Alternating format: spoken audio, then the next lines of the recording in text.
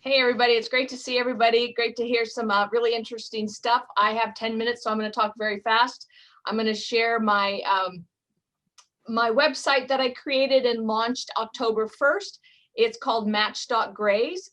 Am I sharing? I don't know. I am? You are. You're good. Oh, cool. Okay, great. So this is Match.Graze, and what it is, it was patterned after something I came across in South Dakota with their grazing coalition. They had been focusing on soil health, and I am focusing on making grazing, make America graze again.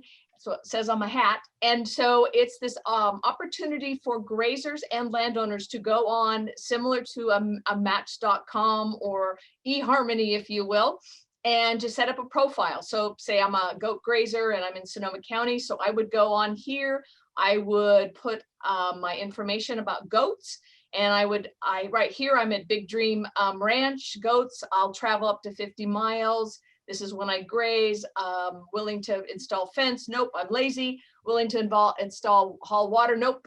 You know, and so it's this opportunity so that you can go online and put your, drop a pin and say what kind of animals that you have, and the plan is then to get landowners to this website that could say, oh, well, I'm interested in getting some goat grazers or some beef grazers or sheep grazers.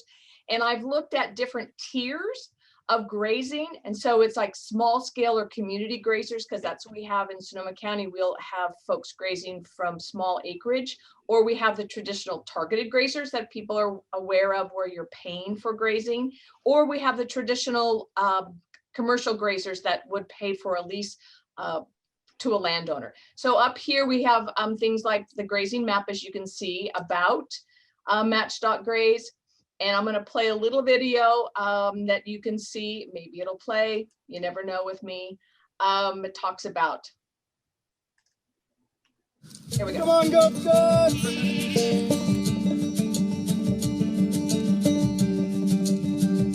So I've noticed on several fires, including some extreme fires, such as the Tubbs in the Pocket, that a fire has more or less stopped at the edge of a grazed pasture or plot.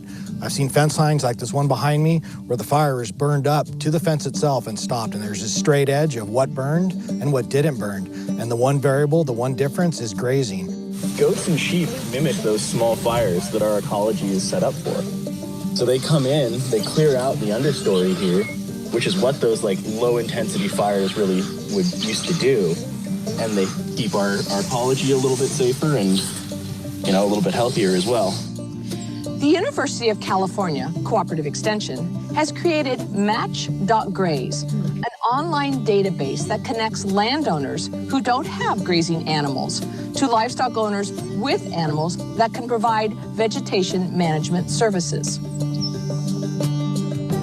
That means the contractor shows up with the fencing that they need, the water infrastructure they need, the animals. They bring it all and they take it up. The landowners and managers to define a set of goals and a plan for how to achieve them. What grazing does is it takes 3-foot tall grass, or taller grass in some of the years, and takes it down to 6 inches. And so that reduction in height of the vegetation to 6 inches or less keeps a fire on the surface of the earth, which is a fire that firefighters can stop even under extreme conditions, or it may be a fire that just stops right at that line. So that's one of the benefits of grazing. One of the easiest and most community-oriented ways to resolve your biofuel load is to have a flock of sheep, of goats, or cows, or animals. Down the biofuel load, but also brings neighbors together and helps people become friendly and build a community, all while getting rid of your biofuel load and improving your aesthetics and making all things prettier. And you get to pet friendly sheep. Every property is different and requires thoughtful consideration on how it should best be grazed. If you want to use livestock to help reduce fire risk on your property, check out Match.Graze to learn more.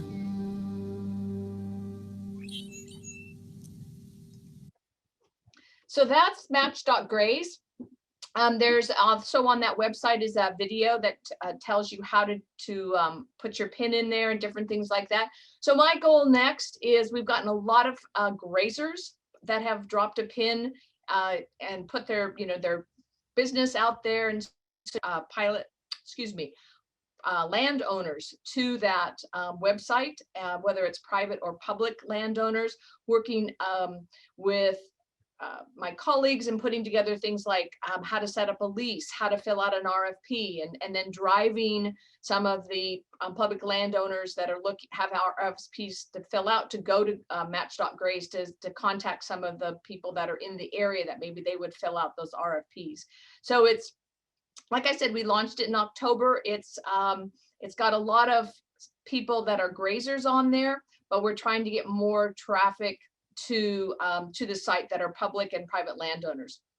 So it's this big push to from a fire fuel lens to help more grazing opportunities, whether it's small scale, sheep, goats, cattle, and also looking at the bigger picture for more the traditional cattle ranchers who might want to graze a property that needs fencing and water, and helping the landowner work through NRCS to develop some of those practices that might require a long-term commitment by the landowner and the grazer, and so that the long-term lease would help offset those costs.